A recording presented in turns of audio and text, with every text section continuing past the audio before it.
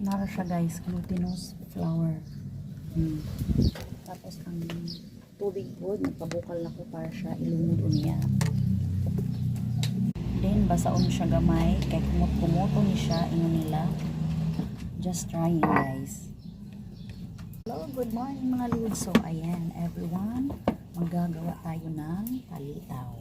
Oh, basaon lang na siya, estimate nimo ang basa nimo kasi masubraan. Bago nimo siya i-flat. Just trying ni guys ha, just trying.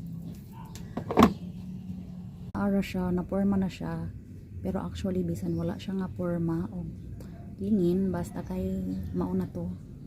Estimated lang na nimo nga porma makaon Japo na kay inato ato raman. It's not just a business.